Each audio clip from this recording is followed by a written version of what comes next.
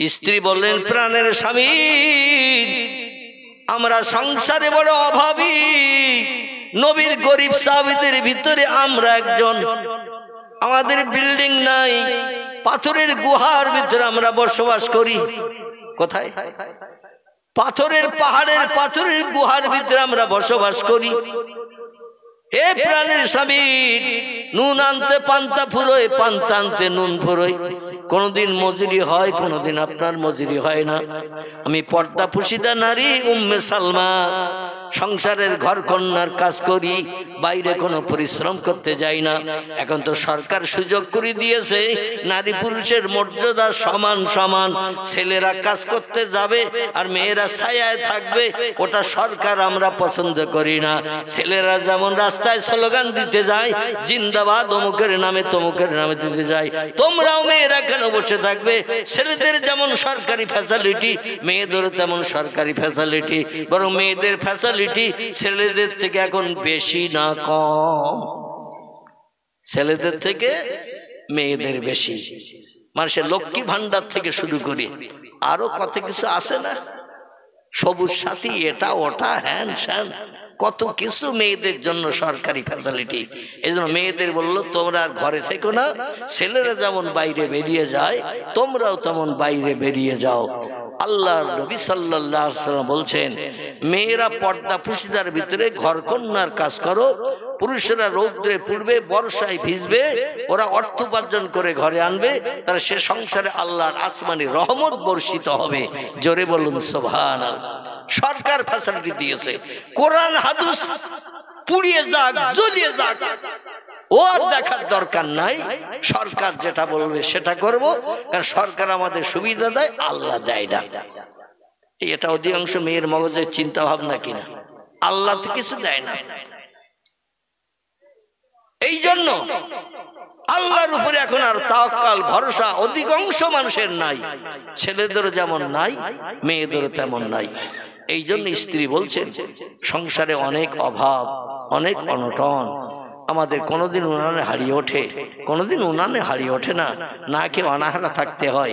মেয়েটার নিয়ে একটু দুশ্চিন্তার মাঝখানে থাকি, যেদিন উনানে হারিয়ে ওঠে না তার মুখে কিছু দিতে পারি না। এই জন্য প্রাণের স্বামী, আপনি বেশি দুঃখী, বেশি অভাবী, আপনার মনের সুখ শান্তি অনেক। এই জন্য আপনি আগে হাত তুলে দোয়া করেন, আমি আপনার হয়ে আমিন আমিন করব। আল্লাহ যাতে স্বামীর জন্য স্ত্রীর দোয়া বিদ্যুতের মতো কবুল করেন। জোরে বলুন সুবহানাল্লাহ। আবু সালমা ডেকে বলে, প্রাণের বিবি, এ আমার স্ত্রী উম্মে সালমা, আমি তোমার স্বামী, আমার চেহারা দেখতে ভালো না। মদিনার অধিকাংশ পুরুষদের চেহারা কম বেশি ভালো, আমার চেহারা হলো কালো, আমার ফেস কাটিং দেখতে তত ভালো না। মেয়েরা চেহারাওয়ালা সুন্দর সৌন্দর্যওয়ালা পুরুষ বেশি পছন্দ করতে চায়, তোমার নসিবে তো সেটা জোটে নাই, কারণ তুমি কালো স্বামী দেখে পছন্দ করে বিয়ে করেছ। অর্থ সম্পদ, সোনা দানা, টাকা পয়সা, ভালো বিল্ডিং আমার নাই, ভালো শাড়ি চুড়ি কাপড় চোপড় কিনে তোমারে আমি দিতে পারি নাই। মনে তোমার কত ব্যথা, কত দুঃখ, কত অভাব। আজকে রাত্রে আল্লাহর কাছে চাইলে আল্লাহ সব দাবি কবুল করে মুখে হাসি ফুটাবেন। আমার থেকে তোমার মনে দুঃখ বেশি, ব্যথা বেশি। এই জন্য তুমি আগে হাত তুলে দোয়া করো, আমি তোমার হয়ে আমিন আমিন করি। আল্লাহ যাতে স্ত্রীর দোয়া স্বামীর আমিন আমিনের কারণে যেন কবুল করে নেন। তোমার দোয়া শেষ হয়ে গেলে যদি কিছু বাড়তি বাকি থাকে, আমি শেষে হাত তুলে দোয়া করব, তুমি আমিন আমিন করিও। তবে তুমি আগে দোয়া করো, আমি পরে করব। আচ্ছা, স্বামী যে প্রস্তাবটা দিয়েছেন, প্রস্তাবটা খারাপ। মেয়েদের মনে অভাব দুঃখ থাকলে সংসারে মেয়েদের মনে ব্যথা বেশি না ছেলেদের মনে ব্যথা বেশি? মেয়েদের মনে কিন্তু ব্যথা বেশি থাকে। প্রত্যেকটি মেয়ে চায় সংসার জীবনের সুখ, এরা কোনোদিন দুঃখ পেতে চায় না। এটা হলো মেয়েদের গুড হ্যাবিট বলেন আর ব্যাড হ্যাবিট বলেন, ভালো উদ্দেশ্য বা খারাপ উদ্দেশ্য যাই বলেন, ওরা সংসারে অভাব পছন্দ করে না, ধৈর্য ধরতে চায় না। আমার ভাই আবু সালমা বলছেন, তুমি আগে হাত তোলো, আল্লাহর কাছে দোয়া করো, আমি আমিন আমিন করি। আল্লাহ যাতে তোমার দোয়াটা কবুল করে নিয়ে নেয়। ও প্রাণের বিবি, তোমার চাওয়া শেষ হয়ে গেলে যদি আমার মনের খবর সব তোমার দোয়ার ভিতরে না হয়, তাহলে আমি হাত তুলবো, তুমি হাত তুলে একটু আমিন আমিন করিও। তবে লম্বা দোয়া আমার করার দরকার হবে না, তুমি তোমার জীবনের সব সুখ শান্তির কথা বলো। স্ত্রী বলছেন, আল্লাহ কোরআনে জানিয়ে দিয়েছেন, আর রিজালু কাওয়ামুন আলান নিসা। ও দুনিয়ার মেয়েরা, স্বামীদেরকে তোমাদের হাকিম বানানো হয়েছে, হাকিমের উপরে যেন হুকুম জারি করবে না, হাকিমের কথার অমান্যতা যেন করবে না। আমি নারীদেরকে চাকর বানিয়েছি স্বামীর কাছে, স্বামীদেরকে আমি মালিক বানিয়েছি, এজন্য স্বামীর উপরে যেন হুকুম জারি করবে না, কোন নির্দেশ দেবে না, স্বামী যেটা বলবে সেটা মেনে নেবে। জোরে বলুন একটু সুবহানাল্লাহ। হযরত উম্মে সালমা আবু সালমাকে বলছেন, আল্লাহ কোরআন নির্দেশ দিয়েছেন, এই জন্য আমি হাত তুলতে পারবো না। আপনি আগে হাত তোলেন, দোয়া করেন, স্বামীর অধিকার আগে দিতে হবে। আপনার চাওয়া হয়ে গেলে, আমার মনের শখ যদি বলতে কিছু বাকি থাকে আমি শেষ বেলা বলবো, অন্যথা আমি আগে হাত তুলে আপনার মনের দোয়া কেড়ে নিতে চাই না। আপনি আগে হাত তুলুন। স্বামী স্ত্রী দুইজনে তর্ক বিতর্ক চলছেন ভোর রাতে, এ বলে তুমি আগে হাত তোলো, ও বলে তুমি আগে হাত তোলো, এইভাবে কথাবার্তা বাকবিতণ্ডা চলছে। আবু সালমা বলে, প্রাণের স্বামী রে, এইভাবে যদি কথাবার্তা বিনিময় চলে, আমার কথা তুমি না শোনো, তোমার কথা আমি না শুনি, ভোর হয়ে গেলে, সূর্য উঠে গেলে দোয়া দাবি আর কিছুই করা হবে না। আল্লাহর দরবারে সারা রাতের পরিশ্রমের কোনো মূল্য পাওয়া যাবে না। এই জন্য আমি স্বামী হিসাবে বলছি, এ আমার বিবি, আমি তোমার বেশি ভালোবাসি, মহব্বত করি, প্রেম করি, আর তোমার জীবনের সুখ শান্তি আমার থেকে অনেক বেশি। এই জন্য তুমি আগে হাত তোলো। আমি স্বামী বলছি, স্বামীর হুকুমের খেলাপ করিও না, আল্লাহ কোরআনে খেলাপ করতে নিষেধ করে দিয়েছেন। স্ত্রী বললেন, ইচ্ছা নাই, কিন্তু আল্লাহর কোরআনের নির্দেশ তো অমান্য করা যাবে না, স্বামীর হুকুমকে মানতেই হবে। এই জন্য আমি হাত তুলছি, আপনি আমার সঙ্গে একটু হাত তুলে, আমি যখন কোনো দাবির কথা আল্লাহর কাছে করব, আপনি একটু আল্লাহুম্মা আমিন বলবেন। স্ত্রী হাত তুলেছেন, দোয়া করছেন, আয় আল্লাহ, আমি সারা রাত ইবাদত করেছি পবিত্র লাইলাতুল বরাতের রাত উপলক্ষ করে, শবে বরাতের রাত উপলক্ষ করে, ইজ্জতপূর্ণ রাত উপলক্ষ করে, নফল নামাজ পড়তে পড়তে ভোর হয়ে গেছে, পাখি ডাকছে, ঘরে মাথার উপর দিয়ে যাচ্ছে, শুনতে পাচ্ছি। ফর্সা হয়ে গেছে পৃথিবী, কিছু আলো হালকা হালকা দেখা যাচ্ছে, একটু বাদেই সূর্যোদয় হয়ে যাবে। আল্লাহ তোমার কাছে হাত তুলে দোয়া চাই, আমার স্বামীর মরণটা আমার আগে করিও। জোরে বলা যাবে না একটু সুবহানাল্লাহ? আর একটু জোরে হবে না? নারায়ে তাকবীর। আর আমাদের মেয়েরা যখন নামাজ পড়ে হাত তুলে কি দোয়া করে, আল্লাহ খোকার বাপের হায়াতে বাঁচিয়ে রেখো, আমার মরণটা আগে করো। এ ঠিক বললাম না ভুল বললাম? অধিকাংশ মেয়েরা চায় স্বামী বেঁচে থাক, আমি আগে মারা যাই। কিন্তু হযরতে উম্মে সালমা বলছেন, আল্লাহ আমার স্বামীর মরণটা আমার আগে করিও। ভোর হয়ে গেছে, সূর্য উদয় হবে, পাখি ডাকতে ডাকতে চলে গেছে, সূর্য উদয় হয়ে গেলে আর দোয়া কবুল হবে না। এদিকে লক্ষ্য করে উম্মে সালমা আর কিছুই বলেননি, শুধু বলেন, আল্লাহ আমার মরণের আগে আমার স্বামীর মরণটা করিও। লা ইলাহা ইল্লাল্লাহ, দোয়া শেষ। আর আমরা বলি, আল্লাহ সপ্তাহে 3 দিন যেন ইলিশ মাছ তালপুকুরের বাজার থেকে স্বামী আনতে পারে, ভালো মন্দ বাজার করতে পারে, ঈদুল ফিতরে ঈদের সময় যেন সাউথ ইন্ডিয়ান বেনারসি শাড়ি একটা এনে দেয়। ও আল্লাহ, নিত্য নতুন চুড়ি, এমন করে হিমানি, পাউডার, আলতা, স্নো, কসমেটিক, আই পালিশ, নাক পালিশ, চক্ষু পালিশ, হাজারো ধরনের কসমেটিক এনে আমার সাজিয়ে যেন সুন্দরী নায়িকা বানাই। আয় আল্লাহ, 2 দিন না খাই না খাবো, 3 দিন হাড়ি ওঠেন না, ওঠে না উঠুক, আল্লাহ আমার যেন সাজিয়ে গুছিয়ে সুন্দরী যুবতী নারী বানিয়ে রাখে।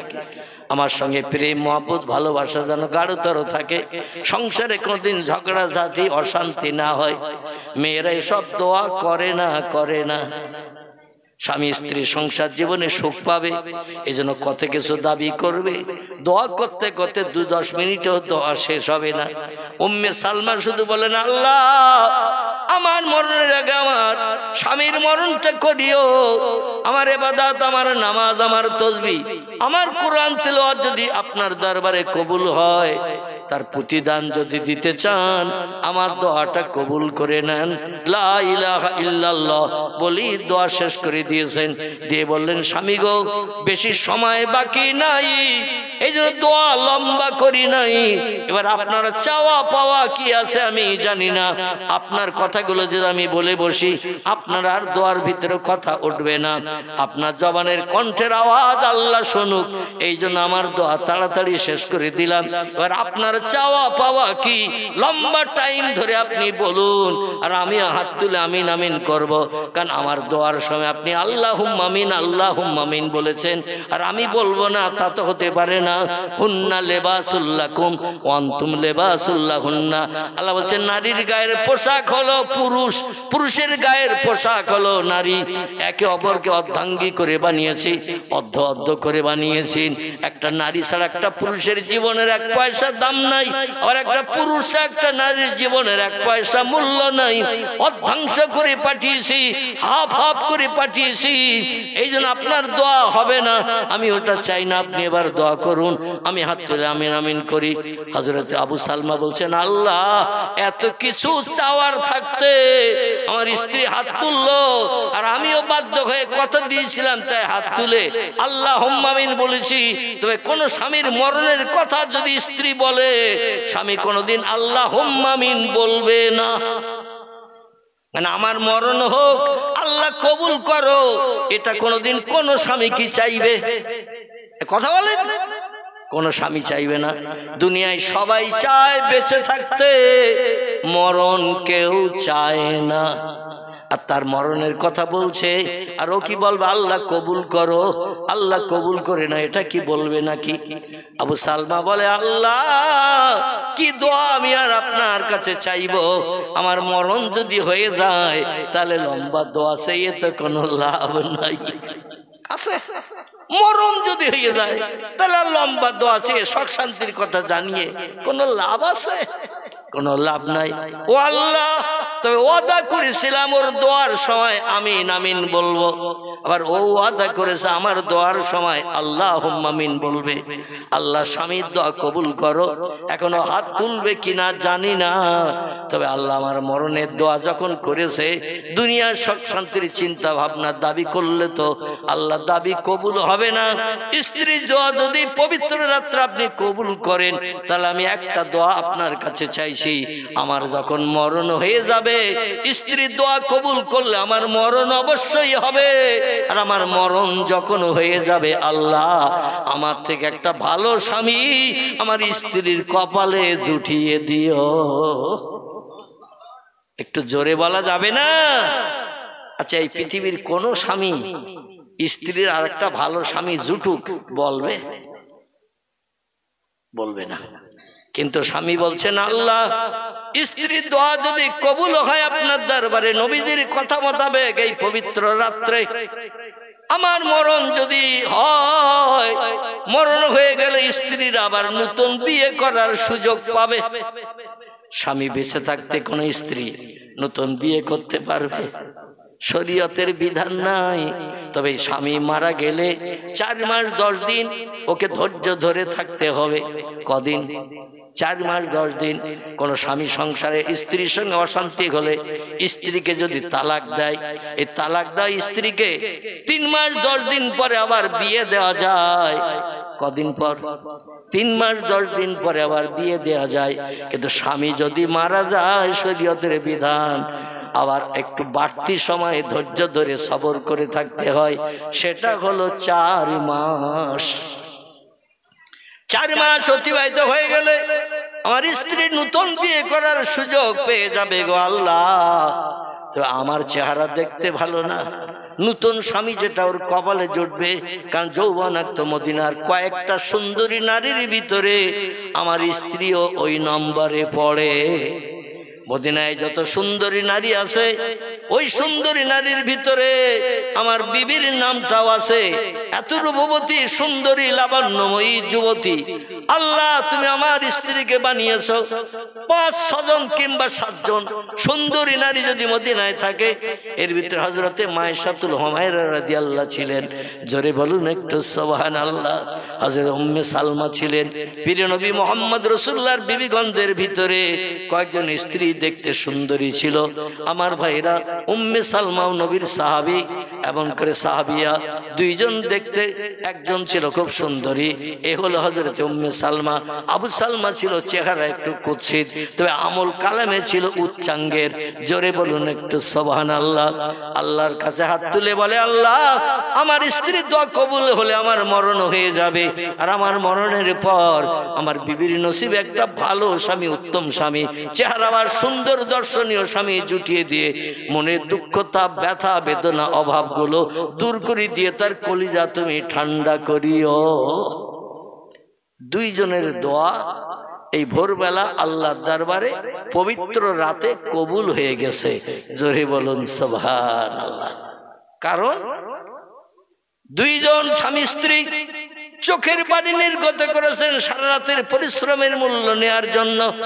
আল্লাহর দরবারে কেঁদে দোয়া করেছেন, যার কারণে আল্লাহর দরবারে 2 জনের দোয়া কবুল হয়ে গেছে। স্বামী স্ত্রী 2 জন এবার এক জায়গায় দোয়া শেষে বলছেন, বিবি রে, স্ত্রী প্রথমে বলছেন, প্রাণের স্বামী, আপনার এত কিছু চাওয়ার থাকতে আপনি আমার জন্য নতুন স্বামীর দোয়া কেন করলেন? আমি তো নতুন স্বামী চাই না।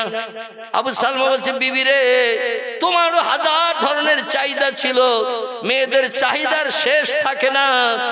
এত কিছু তোমার জীবনে চাওয়ার ছিল, কিচ্ছু না চেয়ে তুমি আমার মরণের কথা কেন বললে?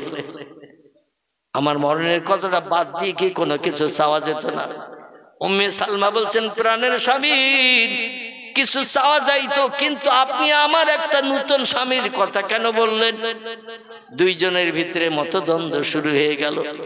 উম্মে সালমা বলে, প্রাণের স্বামী, আপনার মরণের কথা আমি কেন বলেছি সেটা কি আপনি শুনবেন? স্বামী বলছেন, না মিয়া জাওজাতি, প্রাণের বিবি রে, দুনিয়ায় এত কিছু মেয়েদের চাওয়া থাকতে আমার মরণের কথা কেন এই দোয়ায় তুমি পবিত্র রাতে বললে? একটু তথ্য দাও, শুনে খুশি হই। স্ত্রী বলছেন, প্রাণের স্বামী, পয়গম্বর মুহাম্মদ রাসূলুল্লাহ জানিয়েছেন যে স্ত্রীরা স্বামীর মরণের সময় সেবা যত্ন করবে, দেখভাল করবে, পেশাব পায়খানা পরিষ্কার করবে, গালে তুলে খাওয়াবে, যত্ন খাতির করবে, হাসরের মাঠে ওই স্ত্রী স্বামীর সঙ্গে জান্নাত হালাল বানাবে। যে স্ত্রী স্বামীর মরণের সময় দেখভাল করবে, সব থেকে কঠিন বিপদের সময় হলো মরণের সময়। মরণের কষ্ট, মরণের জাকান্দানি, অসুস্থ অবস্থায় ঘর পিড়ো হয়ে যায়, বয়সপ্রাপ্ত হয়ে যায়, বয়স্ক হয়ে যায়, চলতে পারে না, উঠতে পারে না, ফিরতে পারে না, বিছান কাতায় পায়খানা পর্যন্ত করে বসে। এই সময়ের সেবা যে মেয়েটি স্বামীর করবে, সেই হলো প্রকৃত স্বামী ভক্ত, সেই হলো প্রকৃত স্বামী ভক্তা। আর ওই মেয়েটি মরণের দিন পর্যন্ত স্বামীর সেবা করে বাপের বাড়ি না যেয়ে, বোনের বাড়িতে যে না যেয়ে, মাঝে মাঝে ভিক্ষুকদের কাছ থেকে খবর নেয়, আমাদের সে খোকার বাপ বেশি আছে না মরে গেছে, একটু খবর দাও, ওর জ্বালা যন্ত্রণা সহ্য করতে পারি না, পচা গুয়ের গন্ধার সহ্য করতে পারি না, পেশাব পায়খানা বিকট দুর্গন্ধ, প্রতিদিন পরিষ্কার করতে হয়, ধুতে হয়, জ্বালায় জ্বলে জ্বলে মরছি, এত লোকের মরণ হয়, খোকার বাপের আল্লাহ চেনে না।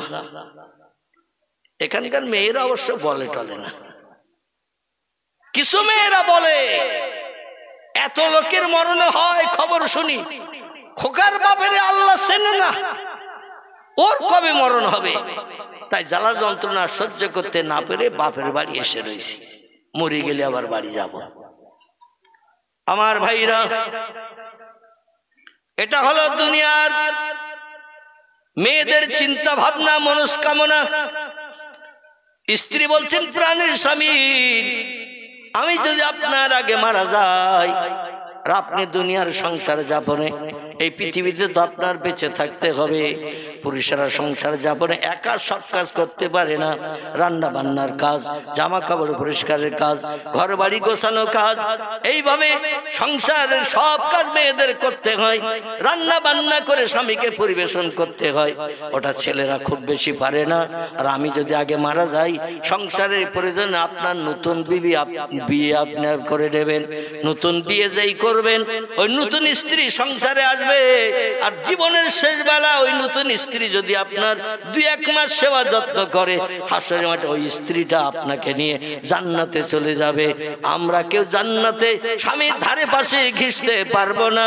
আর শেষ সেবা যে মেয়েটি করবে, সেই হলো প্রকৃত সেবাকারিণী। আল্লাহ তাকে স্বামীর সঙ্গে জান্নাত হালাল বানাবেন। আমি চাই না সারা জীবন আপনার সঙ্গে সংসার করেছে, অভাব অনটন দুঃখ দুর্দশা বাস্তব জীবনের উদ্যান করেছে, না খেয়ে থেকেছি, সেবা যত্ন আপনার করেছি, আর আপনি আল্লাহর জান্নাতে যাবেন নবীর সাহাবী হয়ে। আর আমি ফাল করে তাকিয়ে তাকিয়ে দেখবো, আপনার সঙ্গী হয়ে যেতে পারবো না জান্নাতে। অন্য একটা নারী, অচেনা নারী আপনার হাত ধরে আনন্দ করতে করতে জান্নাতে যাবে। ও জ্বালা সেদিন হাসরের মাঠে সহ্য করতে পারবো না।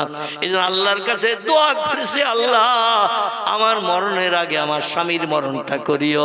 আপনার যদি মরণ হয়ে যায়, যতদিন আল্লাহ আমার হায়াতে বাঁচিয়ে রাখবেন, আমি আর দ্বিতীয় বিয়ে করব না। জোরে বলুন একটু সুবহানাল্লাহ। বর্তমান যুগে স্বামী মারা গেলে শতকরা কত পার্সেন্ট মেয়েরা ধৈর্য ধরে স্বামীর ঘরে থাকে? কত পার্সেন্ট? আমার মনে হয় 2%-এর বেশি বললে বোধহয় ভুল হবে। স্বামী মারা গেছে, মেয়েরা দেখবেন আবার নতুন করে হাত বাড়ানোর চিন্তা ভাবনা করে না। কতদিন ধৈর্য ধরে সহ্য করে এই সংসারে কাল কাটাবো। মেয়েরা সুখ চায়, দুঃখ চায় না। এই জন্য বাধ্য হয়ে হযরত উম্মে সালমা বলছেন, আল্লাহ আমারে যতদিন হায়াতে বাঁচিয়ে রাখবেন, আমি ধৈর্য ধরে সবর ইখতিয়ার করে বিধবা হয়ে থাকবো। হাসরের মাঠে আপনার হাত ধরে জান্নাতে যাব। তাই দুনিয়ার জিন্দেগিতে লম্বা দিন আপনার পিছনে কাটিয়েছে, আর জান্নাতে যে অন্য স্বামী নিয়ে থাকবো ওটা পছন্দ করি না। এই জন্য আমি জীবনে বিয়ে আর করবো না, বিধবার খাতায় নাম লিখে মরণের দিন পর্যন্ত থাকবো।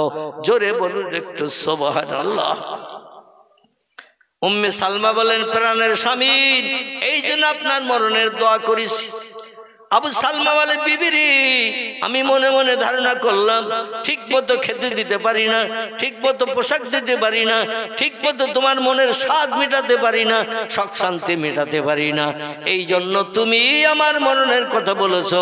আমি মারা গেলে দ্বিতীয় বিয়ে করে অন্য ভালো ধনিক স্বামী পেয়ে জীবনের সব দুঃখ ব্যথা অভাব নিবারণ করে জীবনের শখ শান্তি মিটাবে। এই জন্য আমি দোয়া করেছি, আল্লাহ আমার মরণ যখন হয়ে যাবে, আমার স্ত্রী বিধবা হবে, আমার থেকে একটা ভালো স্বামী, ধনী স্বামী, চেহারাবান সুন্দর স্বামী আমার স্ত্রীর কবলে জুটিয়ে দিও। জোরে বলুন একটু সুবহানাল্লাহ। স্ত্রীও ভুল বুঝেছে, স্বামীও ভুল বুঝেছে, ভুল বুঝে দুইজন দুই রকম দোয়া করেছে। আল্লাহর দরবারে দোয়া কবুল হয়ে গেছে। স্বামীর দোয়াও কবুল, স্ত্রীর দোয়াও কবুল।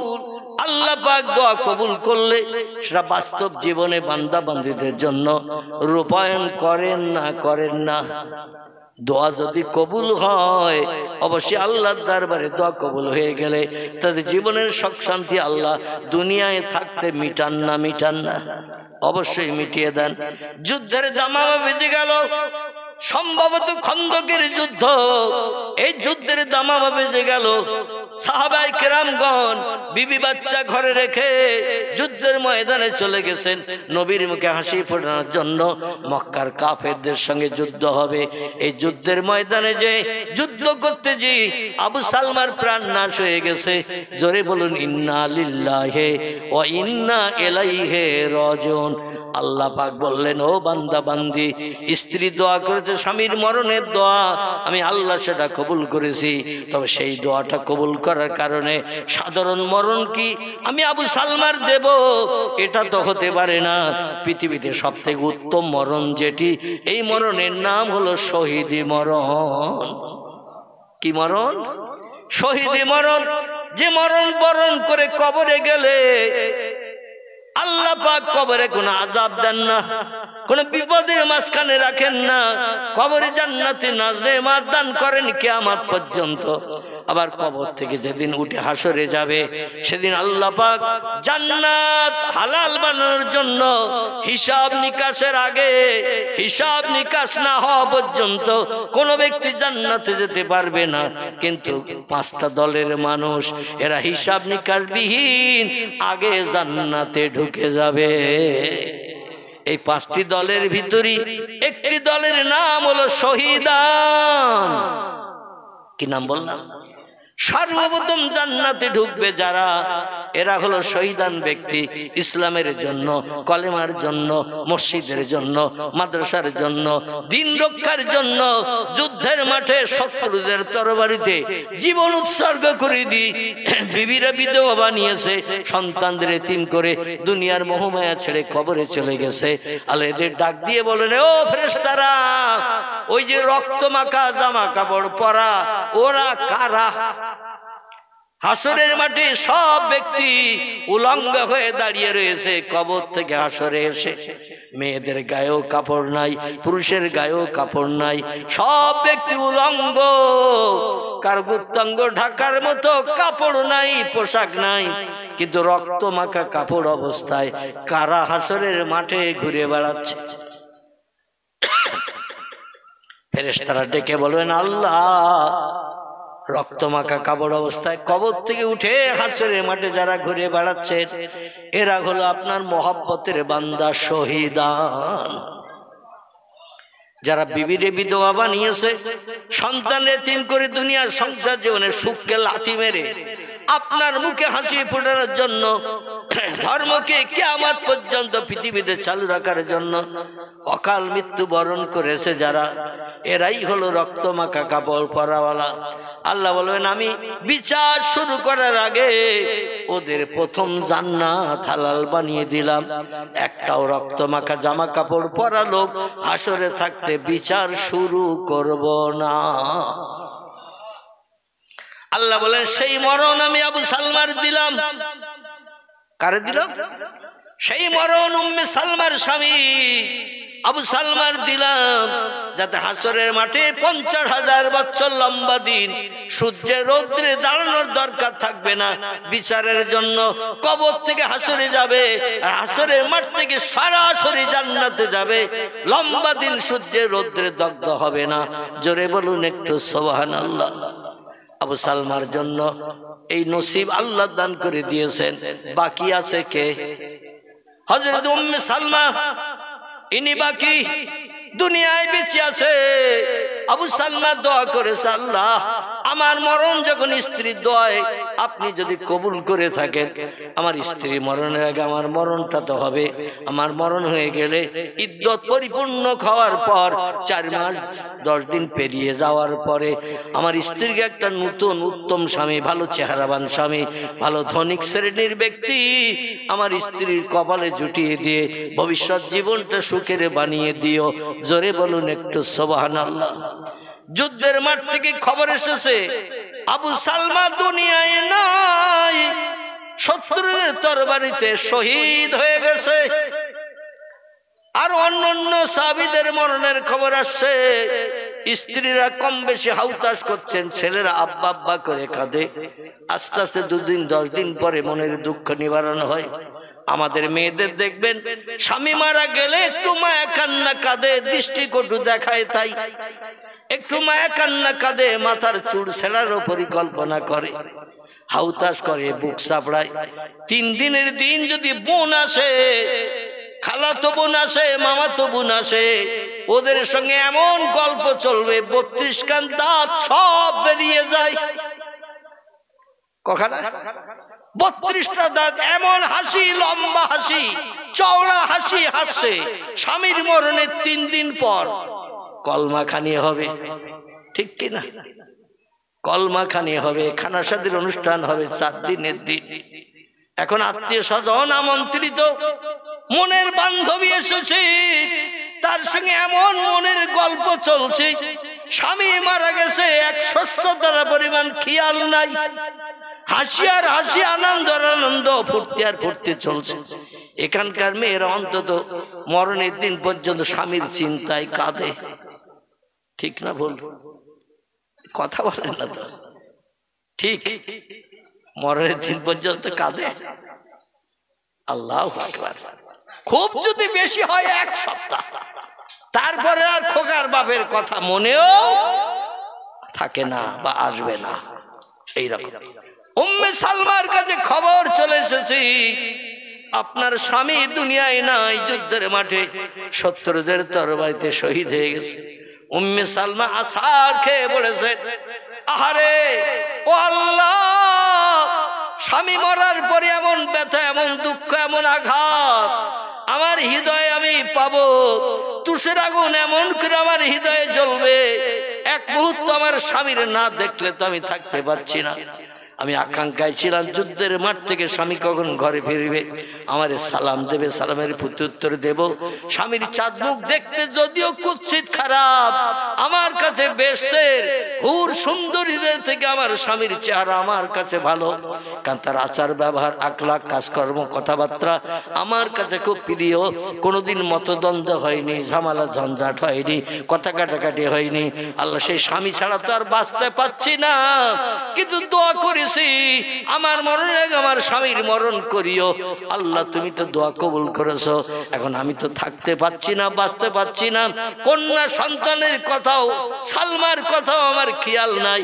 আমার ভাইরা এমন পাগলিনী হয়ে গেছে। উম্মে সালমা মদিনার রাস্তাঘাটে ঘুরে ঘুরে বেড়াচ্ছেন, আর মাঝে মাঝে পাগলেরা যেমন কথাবার্তা বলে, নিজে নিজে কথা বলে, কে শুনলো না শুনলো, পাগলেরা যেমন দেখে না, উম্মে সালমা মাঝে মাঝে বলছে, ইয়া জাউজি আবু সালমা আইনা তাযহাব, কোথায় গেছো তুমি প্রাণের স্বামী? একটু পরিচয় দাও, সেখানে যে তোমার চেহারা দেখে কলিজার তুষের আগুন নিবারণ করি। জোরে বলুন একটু সুবহানাল্লাহ। পূর্ণ পাগল মার্কা হয়ে গেছেন স্ত্রী। স্বামীর মরণের কারণে রাস্তাঘাটে পথে পাগলের মতো বেড়াচ্ছে। মেয়েদের চরিত্র হলো পর্দা পুশিদায় থাকা, কিন্তু পাগল মার্কা হওয়ার কারণে রাস্তায় বেরিয়ে পড়েছে।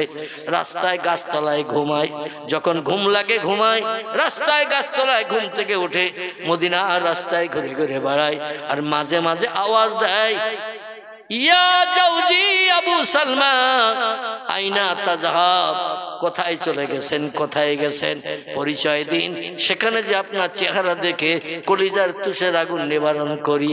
জোরে বলুন একটু সুবহানাল্লাহ। মদিনা শরীফে ইহুদিরা বসবাস করত, খ্রিস্টানরা বসবাস করত, বেঈমান কাফেররা বসবাস করত। ওরা এই উম্মে সালমার দৃশ্য দেখে রাস্তাঘাটে পথে স্বামীর নামের আওয়াজ তুলে তুলে চিল্লায়, ও মদিনার পথের লোকজন, আমার স্বামী কোথায় আছে একটু বলতে পারো, আমার স্বামীর সঙ্গে সাক্ষাৎ করে জীবনের দুঃখ নিবারণ করি। মদিনার ইহুদিরা, খ্রিস্টানেরা, কাফেরেরা উম্মে সালমার এই পরিবেশ অবস্থা দেখে আল্লাহ নবীর নামে বদনাম দিতে শুরু করে দিল। মোহাম্মদ কেমন একজন নিকৃষ্ট মানুষ, খারাপ মানুষ। মোহাম্মদ নিজে সুস্থ হয়ে বেঁচে আছে, আর একজন গরিব দুঃখী নারীকে বিধবা নিয়ে তার হৃদয়ে তুষের আগুন জ্বালিয়েছে। পাগল মার্কা হয়ে গেছে, রাস্তাঘাটে পথে ঘুরে বেড়ায়, খায় না, যখন ঘুম আসে ঘুমায়, সেখানেই ঘুম থেকে ঠেলে উঠে আর চিল্লি চিল্লি আবু সালমা বলে বলে ডাকে। মুহাম্মদ কত নিষ্ঠুর, কত খারাপ মানুষ। দেখো মদিনার একটা পুরুষকে যুদ্ধের মাঠে নিয়ে যে শহীদ বরণ করিয়ে, যুদ্ধে প্রাণ নাশ করিয়ে তার স্ত্রীকে কি বিপদে ফেলে দিয়েছে। মানুষের মুখে মুখে কথা হতে হতে আল্লাহ নবীর কানে কথাটা পৌঁছে গেছে। জোরে বলুন একটু সুবহানাল্লাহ।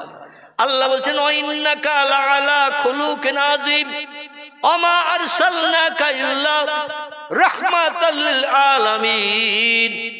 ও পৃথিবীর মানুষ, তোমরা শোনো, আমার পয়গম্বর মুহাম্মদ রাসূলুল্লাহকে দুঃখের দুঃখ মোচনের জন্য, অভাবীর অভাব দূর করার জন্য, ক্ষুধার্তের ক্ষুধা নিবৃত্তির জন্য, ক্রন্দনরত ব্যক্তির চোখের পানি মোচনের জন্য দয়ার সাগর করুণার আধার করে বিশ্ব মাঝার আমি পাঠিয়েছি। এমন কোনো দুঃখী নাই, মুহাম্মদের কাছে আসলে দুঃখ নিয়ে ফিরে যায়, কোনো অভাবী নাই, অভাব নিয়ে ফিরে চলে যাবে। মুহাম্মদ সকলের সমস্যার সমাধান করে মুখে হাসি ফুটিয়ে বাড়ি পাঠাবেন।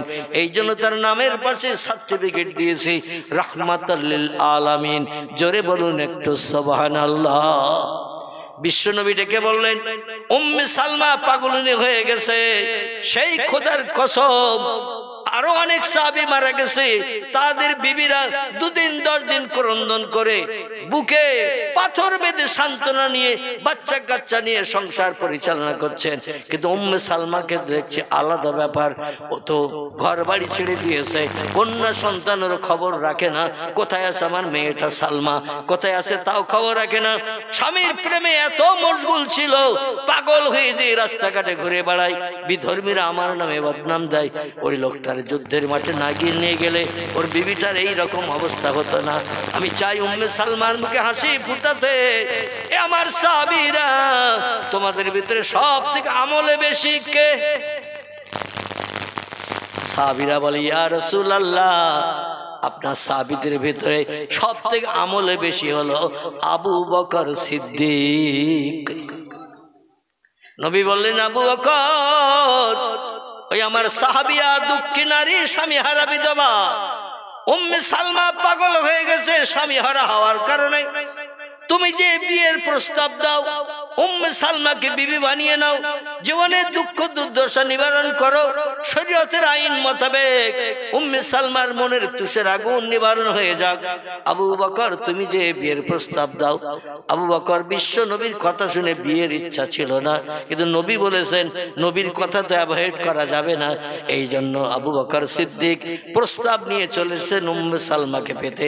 বাড়ি এসে পেলেন না, বলে উম্মে সালমা কোথায় আছে একটু বলো। ও সবাই বলল, উনি রাস্তাঘাটে ঘুরে বেড়ান, গাছতলায় ঘুমান, গাছতলায় ঘুম থেকে ওঠে, খাওয়া দাওয়ারও চিন্তা ভাবনা নাই, কতদিন অনাহারা থাকে তাও আমরা জানি না, পিপাসার পানিও পান করে না, পাগল হয়ে বেড়াচ্ছে। আর আবু সালমা বলে বলে ডাকতে শুরু করেছে। বলে তাহলে কোথায় পাওয়া যাবে তারে? বলে মদিনার এই রাস্তায় খোঁজ করে, এইদিকে বেশি বেশি করে। আবু বকর সিদ্দিক খুঁজতে খুঁজতে উম্মে সালমারে পাগলে নিলে রাস্তার উপরে পেয়ে গেছে। বলেন, কুম ইয়া আইয়ুহান নিসা, এ মদিনার সাহাবিয়া নারী, বিশ্ব নবীর উম্মতি, একটু দাঁড়াও। উম্মে সালমা বলছে, মা আনতা মা ইসমুকা, কে আপনি আপনার পরিচয় দিল। বলে, আনা বেকারিন, আপনি কি আমাকে চেনেন না, আমার কি জানেন না? বলছে, আমি আমার স্বামীর চেহারা দেখার জন্য পাগল হয়ে আছি। কোন মানুষকে আমি এখন আর চিনি না, বুঝি না। আমার স্বামী কখন সামনে আসবে তারে দেখবো, কলিজার তুষের আগুন নিবারণ করব। মা নাম থাকে, আপনি আপনার পরিচয় দিন।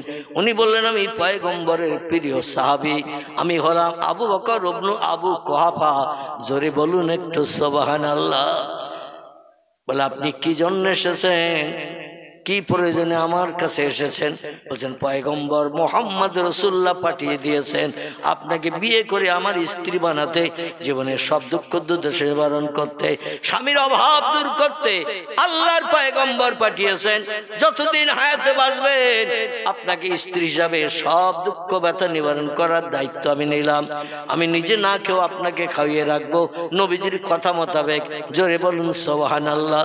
উম্মে সালমা বললেন, বিয়ের চিন্তা ভাবনা আমার মগজে নাই, যদি আমার উপকার করেন, আমার স্বামী কোথায় আছে একটু খবর দেন। আবু বকর বললেন, পাগল মেয়েকে তো বোঝানো যাবে না, এ তো বিয়ের পিড়িতে আর বসতে চায় না, এখন এর স্বামী কোথায় খোঁজ খবর চাইছে। আমি সারা জীবন যদি চেষ্টা করি তার স্বামীর খবর বলতে পারবো না, কেন স্বামী তো কবরস্থ হয়ে গেছে। জোরে বলুন একটু সুবহানাল্লাহ। আবু বকর বিফল মনোরথে ফিরে চলে গেল, প্রস্তাব প্রত্যাখ্যান করলেন উম্মে সালমা। নবীর কাছে গেলেন, নবী বলছেন, এ আবু বকর, খবর কি মা ফালতা, কি কাজ করেছো, কি খবর নিয়ে এসেছো বলো। আবু বকর বলছে, ইয়া রাসূলুল্লাহ, আপনার কথা মোতাবেক প্রস্তাব দিলাম, কিন্তু মেয়েটা এমন পাগলিনী, পাগল হয়ে গেছে, দুনিয়ার কোনো পুরুষকেও পর্যন্ত চেনে না, আর বিয়ের চিন্তা ভাবনা তার মগজে নাই। সম্মতি না থাকলে তো বিয়ে হয় না, ওর বিয়ের কোনো চিন্তা ভাবনা নাই, বরং উল্টে প্রস্তাব রাখলো, আমার স্বামীর খবর যদি বলে দিতে পারো কোথায় আছে, আমি বড় খুশি হব, আমার স্বামীর খবরটা বলো। আবু বকর বললেন, সে তো কবরস্থ হয়ে গেছে, শহীদ হয়েছে যুদ্ধের মাঠে, কবর দেয়া হয়ে গেছে, স্বামীর খবর তো আমি জিন্দাবস্থায় আর দিতে পারবো না, এই জন্য আমি ফিরে চলে এসেছি। রাসূল বলেন, আবু বকর, আমার বয়সের থেকে তোমার 2 বছর বয়স কম। ক বছর? তোমার 2 বছর বয়স আমার বয়সের থেকে কম, আমি বৃদ্ধ বুড়ো হয়ে গেছি, তুমিও বুড়ো হয়ে গেছো। উম্মে সালমার সুন্দরী যুবতী নারী, মদিনার 5টা সুন্দরী মেয়ের ভিতরে উম্মে সালমাও একটা সুন্দরী মেয়ে, তোমারও তো বুড়ো মানুষ পছন্দ করেনি বলে প্রস্তাব প্রত্যাখ্যান করে দিয়েছে। এই জন্য আমার প্রিয় সাহাবী, মহব্বতের সাহাবী খত্তবের বেটা ওমরকে পাঠিয়ে দেখি। বীর যোদ্ধা ওমরের নাম কম বেশি সকলে জানে, আল্লাহ তার সংসার জীবনকে সুখে চালায়, ওমরের অর্থ সম্পদ আছে, ওমর যে প্রস্তাব দিলে অভাবী নারীটা নিশ্চয়ই প্রস্তাব কবুল করবে। ওমরকে বলেন, ইয়া ওমর, এ ওমর তুমি যাও। হযরত ওমর রাদিয়াল্লাহু চলে আসলেন, খুঁজে খুঁজে রাস্তায় উম্মে সালমারে পেলেন, বাড়ি ঘরে আর থাকেন না, সালাম দিলেন, সালামের প্রত্যুত্তর উম্মে সালমা দিলেন, দিয়ে বললেন, মান আনতা মা ইসমুকা, কে আপনি, আপনার পরিচয় কি? উনি বলেন, আনা ওমর বিন খাত্তাব, আমি খাত্তাবের বেটা ওমর। বলছে, কি খবর, কি জন্য এসেছেন? বলে, আল্লাহর পয়গম্বর পাঠিয়ে দিয়েছেন জীবনের দুঃখ দুর্দশা অভাব নিবারণের জন্য আপনাকে আমি বিয়ের প্রস্তাব নিয়ে এসেছি। জীবনের সব সমস্যার সমাধান মরণের দিন পর্যন্ত আমি দায়িত্ব নিলাম করব, আপনার কোনো অভাব রাখবো না, আমার প্রস্তাবে রাজি হয়ে যান, বিয়ের পিড়িতে বসতে রাজি হয়ে যান। হযরতে উম্মে সালমা বললেন, এ ওমর, নবীর প্রিয় সাহাবী, আমি বিয়ে আর করব না বলেই আল্লাহর কাছে পবিত্র রাত্রে দোয়া করেছিলাম, আল্লাহ আমার দোয়া কবুল করেছেন, স্বামীর মরণ যুদ্ধের মাঠে শহীদি মরণ করিয়েছেন, প্রস্তাব যেভাবে এনেছো নিয়ে ফিরে চলে যাও, এ প্রস্তাব এনে কোনো কাজ হবে না। ওমর চলে গেল, প্রিয় নবীর কাছে খবর দিল। আল্লাহ নবী বললেন, আমার 2 কন্যার স্বামী জিন্নুরাইন ওসমান গনি, মদিনার সব ধনীদের থেকে বড় ধনী যিনি, তিনি হলেন ওসমান বিন আফফান। এর মতো অর্থ সম্পদ ব্যবসা মদিনায় আর কারো ছিল না। ওসমান ধনী মানুষ, চেহারাও দেখতে সুন্দর, আচার ব্যবহার আখলাক খুব ভালো, এবং যুবক মানুষ। ওসমান নবীজির হাতে হাত দিয়ে কলেমা পড়েছিলেন 24 বছর বয়সে, যুবক অবস্থায়। জোরে বলুন একটু সুবহানাল্লাহ। ওসমানকে বলেন, ওসমান তুমি যাও, তুমি মদিনার ধনী ব্যক্তি, অর্থের অভাব নাই, মেয়েরা অর্থওয়ালা মানুষকে বেশি পছন্দ করে, ভবিষ্যৎ জীবনের সুখের আশায় তুমি প্রস্তাব দিলে নিশ্চয়ই ফেরত পাঠাবে না। ওসমান গনি যে প্রস্তাব দিলেন, হযরত উম্মে সালমা পূর্বে যে তথ্য দিয়েছিলেন, ওসমানের কাছে একই তথ্য, আমি বিয়ে জীবন আর করব না বলে আল্লাহর কাছে ইবাদত বন্দেগী করে দোয়া চেয়েছিলাম, আল্লাহ আমার দোয়া কবুল করেছেন, আমার বিয়ের প্রস্তাব নিয়ে শোনা কাজ হবে না। জোরে বলুন একটু সুবহানাল্লাহ। ওসমান ফিরে গেল। আল্লাহ নবী বলেন, আলী, জান্নাতের সর্দারিনী নারী যিনি, বিশ্ব সুন্দরী ফাতেমাকে তোমার সঙ্গে বিয়ে দিয়েছে, ও আলী, প্রয়োজন নাই আমার ফাতেমার আর একটা সঙ্গী হয়ে আসুক, যা আসুক, মেয়েরা সব জিনিসের ভাগ সবাইকে দিতে চায়, একটি জিনিসের ভাগ কাউকে দিতে চায় না, সেটা হলো স্বামীর ভাগ। ঠিক বললাম না ভুল বললাম? স্বামীর ভাগ কাউকে দিতে চায় না, স্বামীকে নিয়ে একাই থাকতে চায় ঘরে, অন্য একটা নারী ওই ঘরে থাক, কোনো মেয়েকে পছন্দ করবে? এই জন্য নবী বলছেন, আমার কন্যা ফাতেমা তার অন্য আর একটা সঙ্গী হয়ে ঘরের ভিতরে থাক, এটা আমার মেয়েও পছন্দ করবে না, কারণ মেয়েরা একই জাতের, সব একই বেকাহাড়ের তৈরি, কিন্তু আমি আল্লাহর দিন রক্ষার জন্য, নারীর চোখের পানি মোচনের জন্য, মনের দুঃখ অভাব দূর করার জন্য আলী তোমারে বলছি, তুমি যাও বিয়ের প্রস্তাব নিয়ে, দেখো মেয়েটা প্রস্তাবে রাজি হয় কিনা। আলী রাদিয়াল্লাহু গেলেন, সংক্ষেপ কথা, প্রস্তাব দিলেন, প্রত্যাখ্যান করে দিলেন। উম্মে সালমা বললেন, আমি আর বিয়ে করতে চাই না, কেউ আমার কাছে বিয়ের প্রস্তাব এনো না, বরং আমার স্বামী কোথায় যদি খবরটা বলে দাও, আমি খুশিতে বাগবাগ হব। আলী ফিরে চলে গেলেন। বিশ্বনবী দুশ্চিন্তায় পড়ে গেলেন। আমার মহব্বতের কাছের মানুষ যারা দুনিয়ায় বেঁচে থাকতে জান্নাতের সার্টিফিকেট পেয়েছেন, তাদের পাঠালাম উম্মে সালমার কাছে। উম্মে সালমা এত সুনামী ও ব্যক্তিত্ব, যারা মরণের পরই জান্নাত সরাসরি হালাল বানাবে, তাদের প্রস্তাব গ্রহণ করলো না। আর কারে পাঠাবো? উম্মে সালমার কাছে। কিন্তু এইভাবে যদি থাকে, মদিনার জমিনে 500 এলাকায় আমার নামে বদনাম যেটা রটেছে আরো বেশি বেশি রটবে। এই বদনামের হাত থেকে কি করে নিষ্কৃতি পাই, কি করে আমি বদনামের হাত থেকে বাঁচতে পারি? বিশ্ব নবী দুশ্চিন্তার মাঝখানে আছেন। আল্লাহ বলি, যাবিয়া জিবরিল ইলা রাসূলিহি, ও আমার ফেরেশতা জিবরিল রে, আমার পয়গম্বরের কাছে যাও। পয়গম্বর রাতের বেলা ঘুমায় না, বিশ্রাম করে না, দুশ্চিন্তায় আছে। উম্মে সালমার জীবনের দুঃখ কি করে মোচন করা যায়, অভাব কি করে দূর করা যায়? ও জিবরিল, যেদিন রাতের বেলা, পবিত্র রাতে, শবে বরাতের রাতে, লাইলাতুল কদরের রাতে, ঈদুল ফিতর ঈদের রাতে, ঈদুল আজহার ঈদের রাতে, রজব মাসের 1ম তারিখের রাতে যে বান্দা বান্দি ঘুমকে হারাম করে আল্লাহর ইবাদত বন্দেগী করে, ভোর হওয়ার আগে দোকানে হাত তুলে দোয়া করে, আল্লাহ তাদের দোয়া বিদ্যুতের মতো কবুল করেন। মদিনার মুসলমানেরা, আমি তো বড় দুশ্চিন্তায় পড়লাম। মেয়েটা এইভাবে সারা জীবন বিধবার খাতায় নাম লিখে থাকবে, আর স্বামীর নাম ধরে ধরে ডাকবে। এমন করুণ স্বরে স্বামীর নাম ধরে ধরে ডাকে, যে কোনো মানুষ আওয়াজ শুনলে তাদের মনটা নরম হয়ে যায়। উম্মে সালমার মতো চোখের পানি ফেলে কাঁদে। মেয়েটা কি চরম বিপদের মাঝখানে পড়েছে, আমার নামে বদনাম রটবে, কোনো সুরাহা করতে পারি না। আল্লাহ বলছেন, সুরাহার ব্যবস্থা আমার হাতে। জিবরিল, তাড়াতাড়ি নবীর কাছে যাও, যে প্রস্তাব দাও। আবু সালমার দোয়া আল্লাহ বিদ্যুতের মতো যেমন কবুল করেছে, তার আগে উম্মে সালমার দোয়াও আল্লাহ বিদ্যুতের মতো কবুল করেছে। কবুল করার কারণে, উম্মে সালমার দোয়া আল্লাহ কবুল করার কারণে তার মরণ আগে তার স্বামীর মরণটা করিয়েছে। আর আবু সালমা শেষে দোয়া করেছিল, স্ত্রীকে সুযোগ দিয়েছিল আগে দোয়া করার জন্য।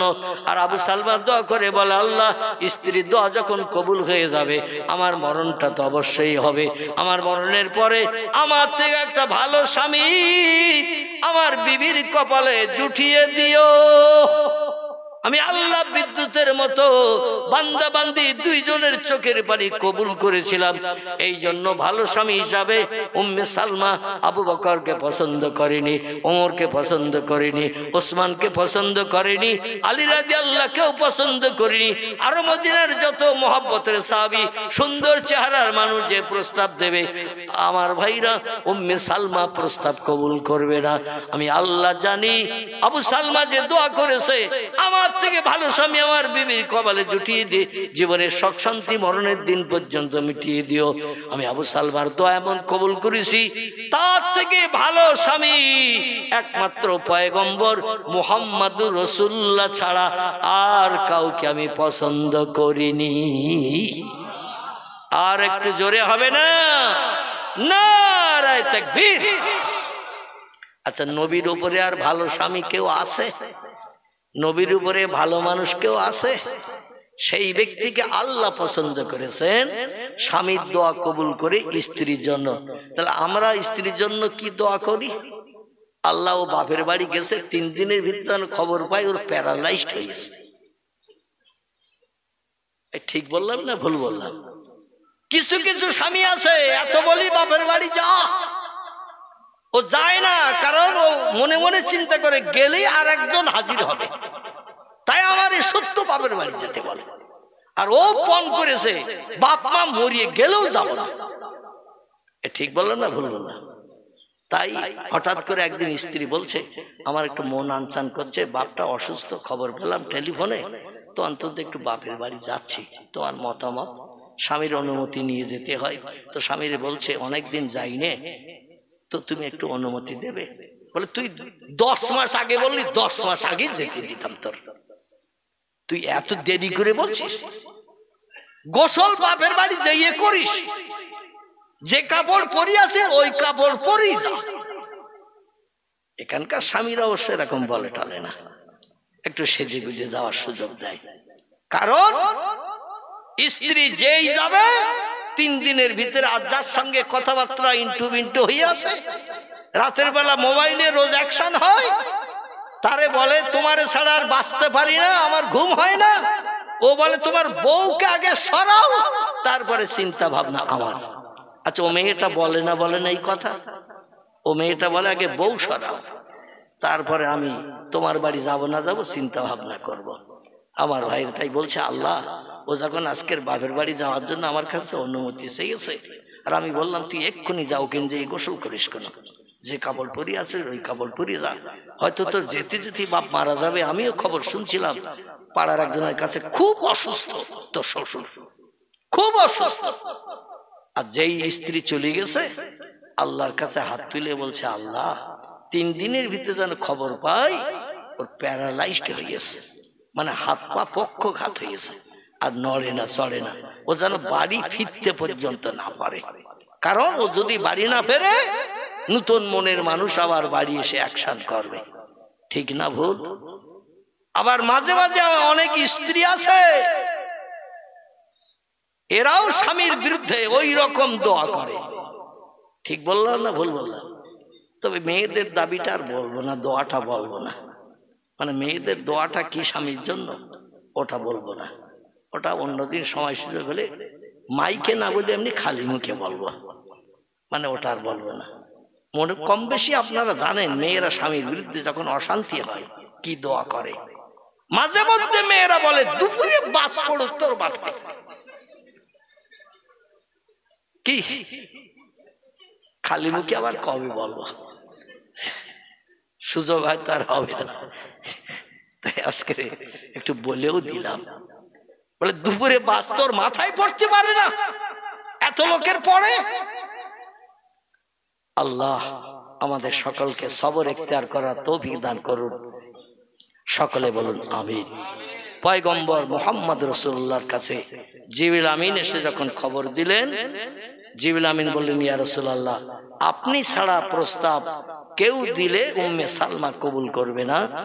আল্লাহ স্ত্রীর দোয়া স্বামীর জন্য কবুল করেছেন, আর স্বামীর দোয়া স্ত্রীর জন্য কবুল করেছেন। আবু সালমার থেকে ভালো স্বামী এই পৃথিবীতে আল্লাহ পছন্দ করেছেন উম্মে সালমার জন্য আপনি। জোরে বলুন সুবহানাল্লাহ। খবরটা দিলেন কে? জিবরিল আমিন। আল্লাহ, জিবরিল আমিন আল্লাহর তরফ থেকে খবর এনে দিয়েছেন। নবী বলছেন, তাহলে আমারই যেতে হবে তার চোখের পানি মোচন করতে। জিবরিল বলেন, নাম ইয়া রাসূলুল্লাহ, কারণ আপনি যে বিয়ের প্রস্তাব না দিলে মেয়েটার চোখের পানি মুছছে না, পাগলিনী কাটতেছে না, আপনার নামে দেশের মানুষ উল্টো পাল্টা বদনাম দিচ্ছে, এই জন্য আপনি যে প্রস্তাব দিন।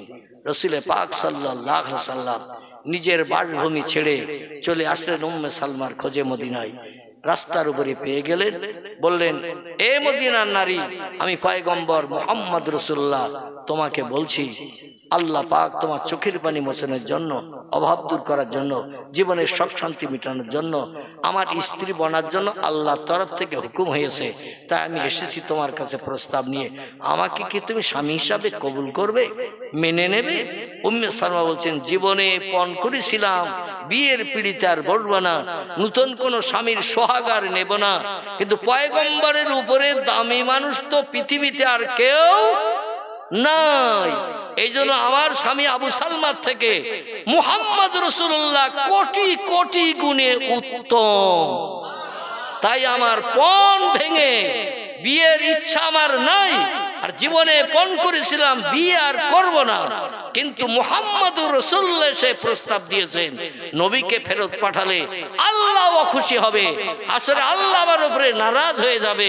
এই জন্য আমার পণ ভেঙে আমি আপনার সঙ্গে বিয়ের প্রস্তাবে রাজি হলাম। ইসলামিক ইতিহাসে লেখা আছে, বিশ্ব নবীর স্ত্রীদের ভিতরে 5 নম্বরে পয়গম্বর মুহাম্মদ রাসূলুল্লাহ নিজেই প্রস্তাব দিয়ে উম্মে সালমাকে বিয়ে করে স্ত্রী বানিয়েছিলেন। জোরে বলুন সুবহানাল্লাহ। আমার পাখিরা বাসা ছেড়ে বেরিয়ে গেছে ভোরবেলা, আর পাখিরা যখন বাসা ছেড়ে বেরিয়ে যায়, ওরা কণ্ঠের আওয়াজ দিতে দিতে যায়। ওদের কণ্ঠের আওয়াজ হলো আল্লাহর নামের জিকির। জোরে বলুন একটু সুবহানাল্লাহ। আবু সালমা ডেকে বলে, বিবিরি, ঘরের দরজা বন্ধ, জানালা বন্ধ, আধার কাটে নাই, বাইরে বোধহয় ফর্সা হয়ে গেছে। ফর্সা না হলে কাক পাখিরা, শালিক পাখিরা, চড়ুই পাখিরা তো বাসা ছাড়ে না, নিশ্চয়ই ফর্সা হয়ে গেছে। আলো দেখা গেছে, এই জন্য ওরা বাসা ছেড়েছে খাদ্য আহরণের জন্য, খাদ্য খোঁজ করার জন্য। আমাদের বাড়ির উপর দিয়ে চলে যাচ্ছে, আওয়াজ করতে করতে যাচ্ছে ওদের ভাষায়। আমাদের তো এখনো পর্যন্ত পরিশ্রমের মূল্য চাওয়া হয় নাই। আল্লাহর কাছে হাত তুলতে হবে তাড়াতাড়ি। সূর্য পূর্ব দিকে উদয় হয়ে গেলে আমাদের দোয়া দাবি আর কবুল হবে না, সারা রাতের পরিশ্রমের কোনো মূল্য নসিবে জুটবে না। জোরে বলুন একটু সুবহানাল্লাহ। স্ত্রী বলছে, না মিয়া জাউজি, প্রাণের স্বামী আপনি তো ওই তথ্যই পয়গম্বরের মুখ থেকে শুনে এসেছেন, আমার কাছে জানিয়েছেন। এই জন্যই তো আমরা স্বামী স্ত্রী কন্যা সন্তানকে, সালমা নামের মেয়েটাকে ঘুম পাড়িয়ে রেখে সারা রাত আল্লাহর সন্তুষ্টির জন্য দাঁড়িয়ে দাঁড়িয়ে যায় নামাজে নফল নামাজ আদায় করেছি আল্লাহর রেজামন্দির উদ্দেশ্যে। কিন্তু নামাজ পড়লাম, মজুরি খাটলাম, পরিশ্রম তো নেয়া, পরিশ্রমের মূল্য তো নেওয়া হয় নাই। ও আমার প্রাণের স্বামী, হাত তুলুন আপনি, আমি আপনার পাশে বসে বসে আল্লাহুম্মা আমিন, আল্লাহুম্মা আমিন করি। কারণ একজন দোয়া করলে আর 10 জন যদি থাকে ওই সঙ্গে তারাও হাত তুলে আমিন আমিন করে না, করে না? কি করে না, করে না? আমিন আমিন করে। আমিন শব্দটি আরবি ভাষা, এর বাংলা অর্থ হলো আল্লাহ যিনি দোয়া করছেন, যে কথা বলছেন ওই কথায় আমিও একমত, আল্লাহ দোয়াটা কবুল করে নেন।